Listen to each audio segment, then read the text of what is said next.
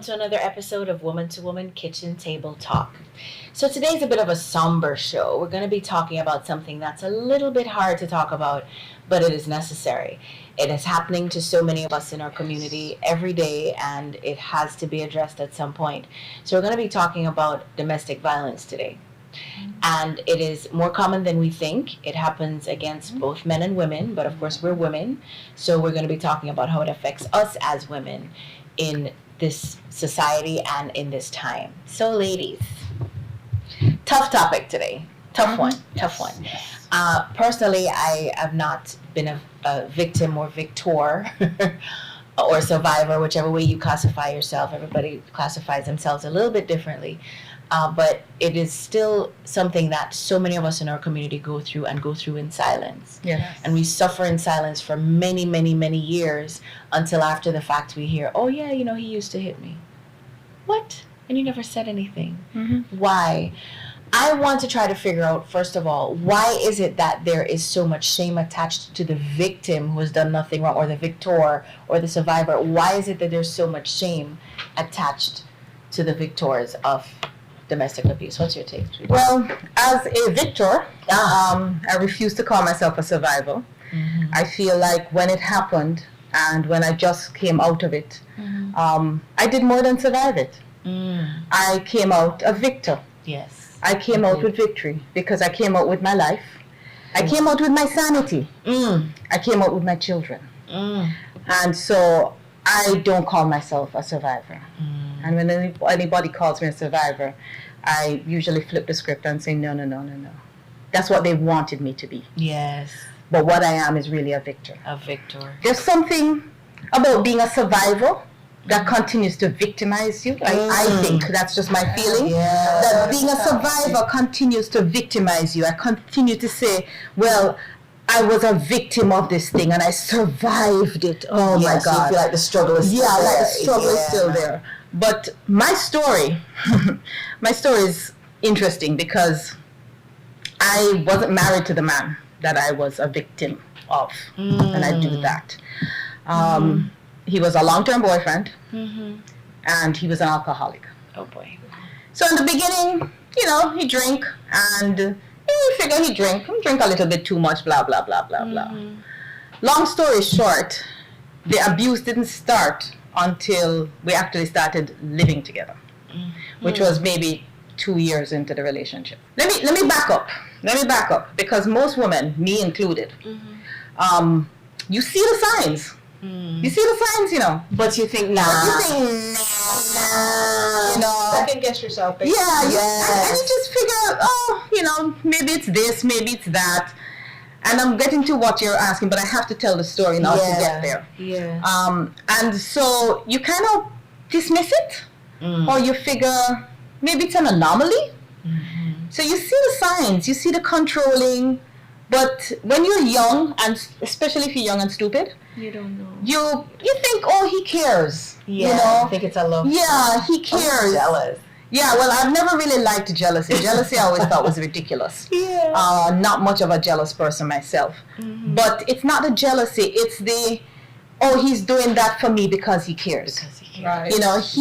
He's making sure I get home safely. Not he's stalking me. Right? Key point, ladies. Yeah. Watch out. Yeah. Oh, he's always at my gate when I get home to make sure that I get home safely, or he always wants me to call when I get home, or he wants me to do this, or he sees me on the road and I'm talking to somebody and he wants to make sure that it's above board and I'm okay. You don't at first realize, no, he's stalking the hell out of you and trying to control every move, every thought, everything. I'm difficult to control. So there's one problem. So that's a problem. So by the time we got to living together, and you realize you're now dealing with an alcoholic, a full-blown alcoholic. Wow. And what was different about his alcoholism is that he's what they call a binge drinker. So there are different types of alcoholism, and that's a whole nother story. That's a whole nother show, yeah. But he was what they call a binge drinker, which is why I didn't see it in the beginning. Like it wasn't a pattern. Because he'd be fine for 3-4 months. And then all of a And sudden, then all of a sudden, 2 weeks. non-stop And liquor. that's when it would happen. So you start to realize, hang on, you know, and then he would cry and, you know, oh, I'm sorry. I didn't get hit as much as I got a lot of verbal abuse. I got a lot of threats. I got grabbed. I did almost get pushed out of a moving car. Oh my God. Dislocated a finger doing that, trying to stay in the car. I've had a gun held to my head. And that was a real tipping point. Yeah. That was a real tipping point. That was a imagine. point at which I said, you know what? You're gonna kill me running. You're not gonna catch me You're not catching me standing here. Like, oh no! I'm not gonna be standing here I'm waiting for you to when do you kill me. Yeah. If you're gonna kill me, you're catch me killing running. me running Yeah. for my life. Yeah. And it's one of the reasons I left Jamaica. Actually, a lot of people don't know that. Yeah. But if it can help somebody, yes. I don't have a problem giving my story. Mm-hmm. We had broken up by then, Mm-hmm. but he was just always still there in the background somewhere. Mm. Always still in the Hovering. background, hovering. So why does the victim feel so ashamed? Because one, we're in a male-dominated society. Mm-hmm. And I tell you a story. When he got his firearm, he and the police, the gentleman, what do you call it, superintendent, whatever, for the area, he and all the police guys used to drink together. They were friends and used to drink so that's together. a problem for you. Right. Right there. So when he got his firearm permit, I went to the soup and I said, you know, bad idea. This is what is happening. He's a drinker. And but you know he's a drinker, but there's abuse involved as well. I don't feel comfortable in the house with him with a firearm. Before I got home 20 minutes from that police station, He knew. he knew that I had been to the police station. And what one did of you his do? friends Yeah. was standing there accusing me, asking me how I could do this to him. Everybody knows him, and how could I go and tell people? I'm like, this is my life we're talking Yes. about. So your life didn't Right. matter. So my life doesn't matter. Jeez. We live in this male-dominated society. And we're raised, not so much anymore, but from our generation, from the generations before ours, we were raised to feel that we had this duty and this role to support the men in our lives. No matter what they did. And not only that, but that if we created a nice enough home, if we did X, if we were sexy enough, Always if we depends had on us. sex often enough, if we did this, if he got a nice meal when he came home, then he wouldn't cheat, he wouldn't do this, he wouldn't hit Right. you, he wouldn't do all these things. We're socialized To think to it's think our that way, job. to think to it's make them our behave job better.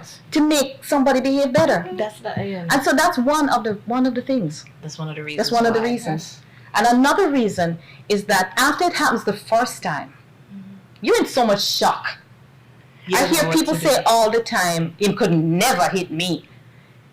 You say that happens. until it happens, and you're in shock. And what do you do after the first time? Yeah, but you're in shock. So the first time you're like, hold on. Did that really happen? Did that really happen? Really. And you try to rationalize. Yeah, and beg especially over when the they truth. come back and they're bawling and begging and it will never happen again. And I'm telling you, it's easy to stand on the outside and judge. Looking, and yeah. say this could never Very happen to me easy. Mhm. until it Until happens it to happens you. to Yes. you. And another thing is that the shame of I allowed it to happen to me. That's the shame. The other shame. The shame is all my life I've been saying, if a man hit me, I'm gonna do this and I'm gonna do that. Damn, a man hit me. And now And what? And now what? What do you do? I didn't stab him. I didn't kill him like I said I would. I didn't castrate him like I said I would. Now what? So now what? I can't tell my friends because my friends are all gonna say, "You crazy? How you don't know him? Why you never call him? Why you never beat him?" Yeah. And so all of Shame. that falls into the shame that you have. And then if you were so socialized to believe that it's your job to make the home a place that the man will come to and be a king. Behave properly. Yeah. If you now start to wonder, what did I What not did you do wrong? Right. What did, So it's your fault. yeah. Yeah. Start to You question are the reason yourself. for his bad behavior, Yeah. which is so far from the truth. Yeah, it's so far from the truth. And it takes a lot to get to that place where you realize that, hold on, you don't have to take this. No. And if you have to give up everything, So be it. then so be it. Everything that you let go, with the Yeah. exception of your life, can be You replaced. can be replaced. Can't be replaced. Correct. So that's that is where my the story, shame and that's comes where the from. shame. That's where the shame comes from.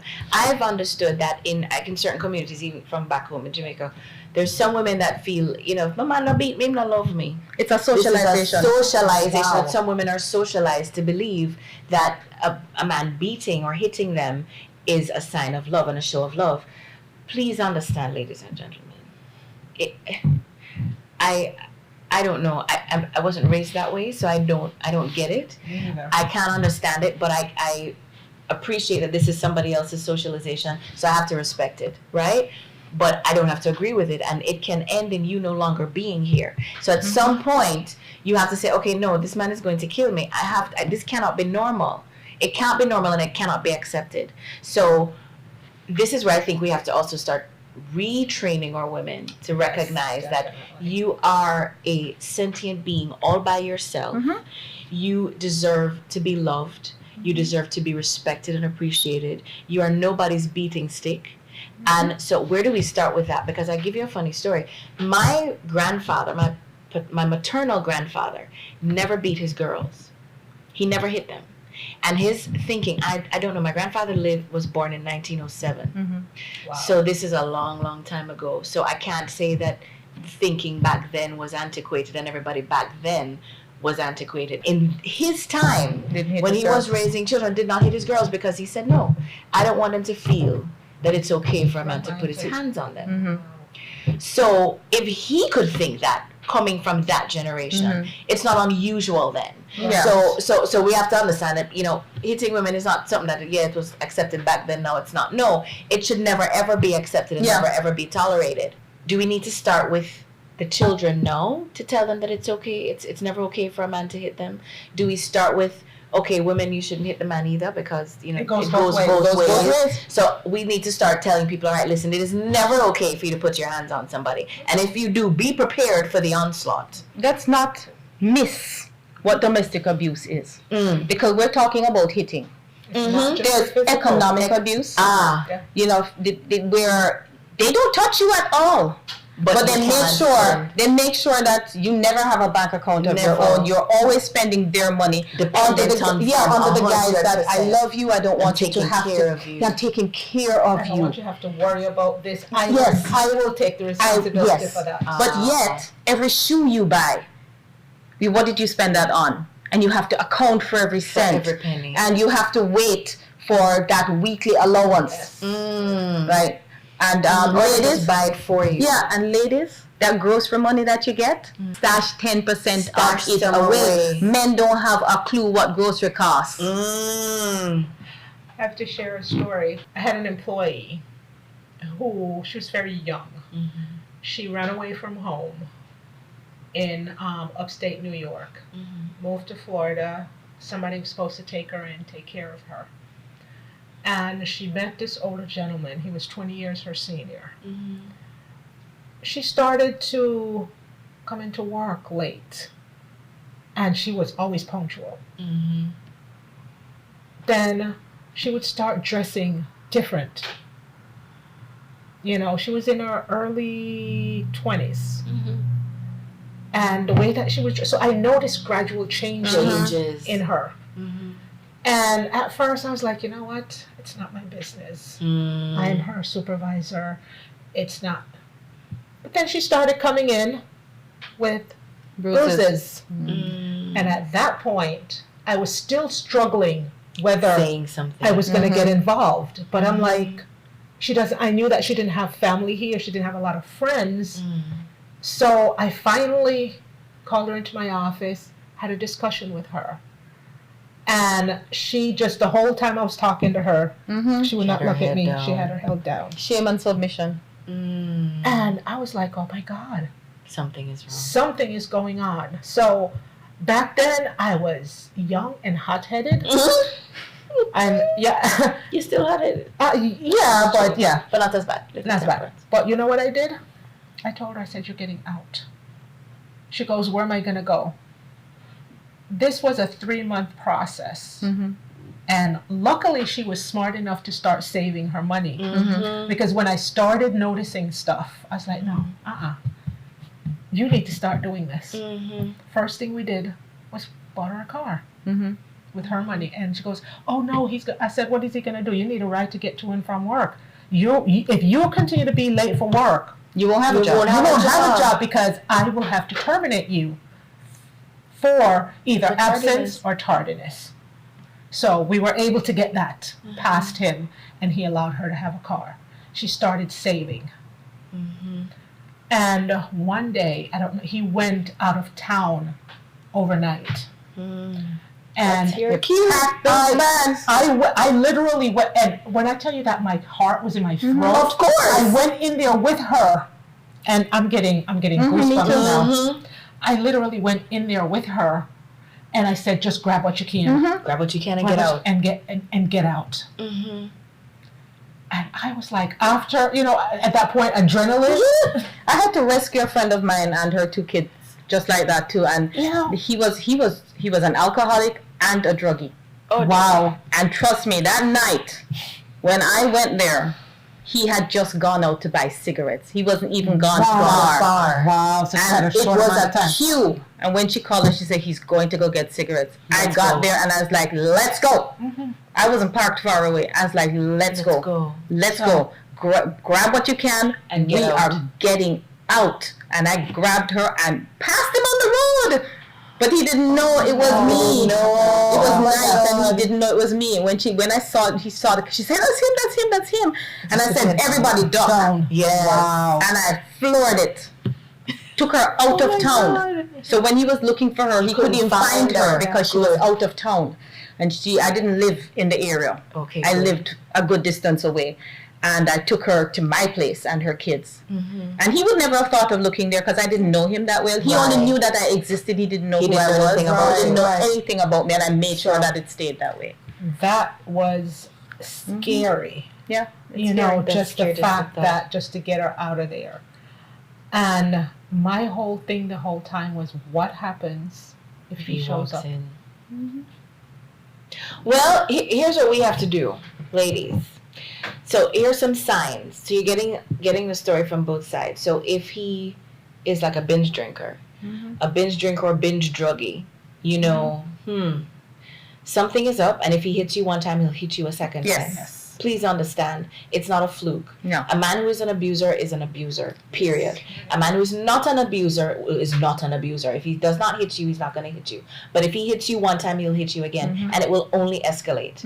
All right? So if he hits you one time, take that as a cue. My mother used to say, take sweet man bit. All right? If he does it, he'll do it again. The next thing is he tries to isolate you.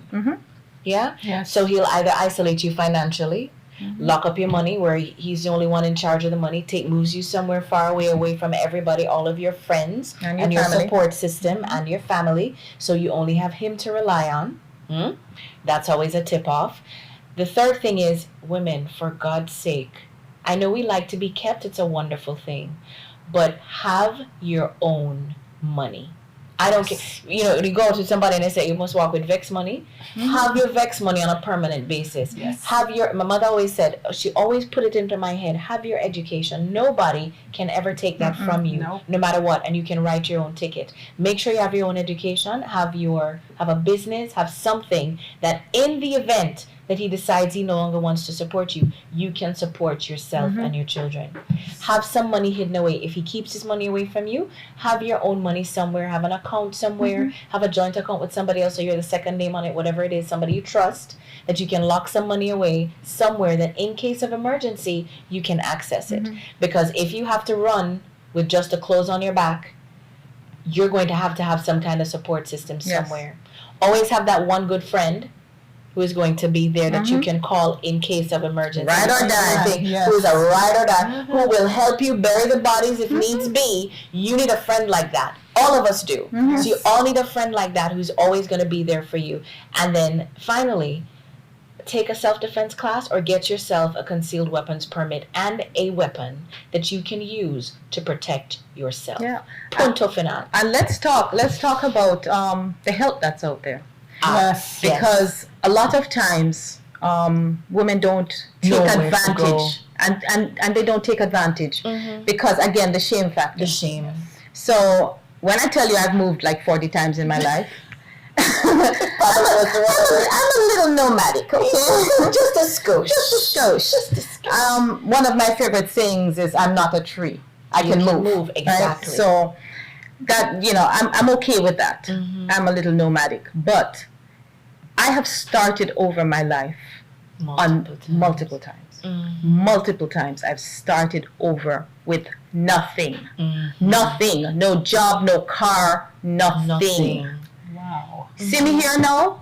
This is not where I started. Who would know? Right? This is not where I came. I came from this. But that's I not went through way much to get back to this. It's been a Yeah. slangly ride. And I say that because right now in a certain part of Jamaica, and I'm not gonna be specific because people will know what I'm talking about, but a Saturday morning in a particular supermarket, everybody in that area will tell you, if you go into that supermarket on a Saturday morning, you'll see all the uptown wives who are being abused. Wow. They have on their dark glasses and pushing their carts, and they're all uptown wives. And when I say uptown, I mean uptown, right? Oh yeah. And so the idea that the abuse only takes part in a certain economic Socioeconomic. It's not true. It's not true. One. Not true. It's everywhere. Two, a lot of these women stay because of status, because of money. I'm used to driving the Benz. I'm used to driving the Beamer. I'm used to, you know, I have a big house with a swimming pool, and you know, I fly off to Miami, or if you're in the islands, well, we're from Jamaica, so when I say fly off to Miami, that's what I mean. Or I can go to Europe when I'm you know, on a trip. And so to give up that lifestyle for them is worse. And one of the things that keeps abused people in abuse, by the way, just so that people understand, when people say, "Why didn't you just leave him?" The fear of the unknown is worse than the fear of the known. The devil, you know what I say. Yeah. So let me explain to you that I would be in my bed during the period, right? I would be in my bed. He's not home yet, and I would hear that car, that gear draw down at the bottom of the road. And my heart start racing because I don't know what's coming in. I don't know which one of the people coming in tonight. Wow. Okay? And my heart is pounding, and I'm lying on that bed and I'm going, Jesus Lord, let this not be one of those nights. Because as I say, I didn't really get hit. I got grabbed, I got yelled at. So the verbal abuse sometimes is even worse. Called all kinds of names. Screamed at, yelled at, threatened. And you don't know what is going to come after that. You don't know what's going to come worse, after that. So sometimes that's worse. Yeah. And I'm saying this because people don't understand why people stay. So you know what this is. And you know how to control that in a sense. Because you know what to do. There's a book by one of my favorite Jamaican authors, Melanie Schwab, and it's about that. Abuse. Right, it's about that. And but she knew what to do. So after she got hit, her helper knew how to put on the makeup. They already knew what to do. They could function. Right. So the fear of the known, of the unknown. How do I live out there? So the fear of the unknown, the fear of what it is I'm going to do. How are my friends going to react? How is my family going to, how is his family going to take it? How is this family that I have built over 10 years, 5 years, and people who I love, how is it going to rip that apart? How are my children going to function? The fear of the unknown is greater than the fear of the known. So I say to women, until your fear of the known becomes greater than your fear of the unknown, you won't move. You won't move. You won't move. You have to become more afraid of what you know, of staying than leaving. Which is why I said, listen, you're gonna have to kill me running. Because I'm not going to sit You're not killing me standing. Yeah. You're gonna kill me running. And when I realized that even after I left, I would never truly have my life, I left the country. Yeah. I left the country. I was like, okay, that's it. Sold it all and left the country. And left. Picked myself up and just left because that was the only way I could truly, completely get away. Really, as somebody who's been there, I'm saying, ladies, you can live very fulfilled, successful, happy lives. Anybody who know me will tell you I'm a very joyful person. Oh, absolutely. Yes, we she know. is, We right? know, Judy. For real, she And is. people will not know some of the stuff that you've been gone through. Yeah. because it doesn't define me. Exactly. Yes. And you have not allowed it to break you. Right. And because Yeah. I knew that what was in me It's was greater stronger than what was in it, and greater. than what is You what know, you're facing. you just brought up something that in the beginning I said I was never domestically abused. Mm-hmm.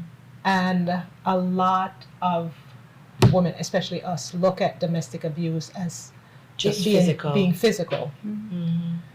And listening to you share your story, I left a 17-year marriage Mm. because of infidelity. Mm-hmm. And I gave up the house. Mm. One thing I was not about to give up was my children. Took your children. And with I you. took my children, I sold the house, and I moved. And for weeks I cried Mhm. because it was new. It was something new to me. Something new. I didn't know what I was going to do. Mhm. But during that time, my kids never went to bed hungry. Mm. There was always a roof over their head. Mhm. And I went back to college and got my degree. Yeah. There's Something life. That's Exactly. and But you probably wouldn't have done had you stayed. Yeah, had I stayed. Mhm. Because I was, at one point, my bedroom, and this was before I decided to sell the house and move. Mm-hmm. My bedroom was, the curtains were black. Prison. You were in a prison. If you came in there, my sisters and my cousin would come over and try to open the windows. I'm like, don't you dare do that. Imprisoned. And Locked down. that is Don't where I realize. felt comfortable. I would just go to that darkness, that dark place. Yeah. Oh my gosh, wow, I did not realize You that didn't I even was realize sick. you were abused. Look at that. And when I finally decided, and I went to my family, you know. They told you, but what are you talking about? You have a roof over your head. He's taking care of that. He's Uh-huh. paying the mortgage. What are you worried about? You want to know what? I was paying the mortgage. That made it even worse. I just sat there and I just smiled, and I'm like, okay, y'all talk. And believe it or not, his mother was the only one that supported me. Because she knew her child. She knew her When- child. She knew her Yeah. child. She knew her child. And of course, I went to therapy. Yeah, therapy's And necessary. Therapy is necessary. Yes, that was what gave me peace to get out. To get And put out, on You with had my to get life. out. To You get had out. to get out. So I think one of the things we also need to do is make sure that as a community we listen to women who mention that they've been abused and not be quick to run to the support of the abuser, because I notice that is something we tend to do in our community. I don't know why, but we tend to vilify those who speak out against their abusers.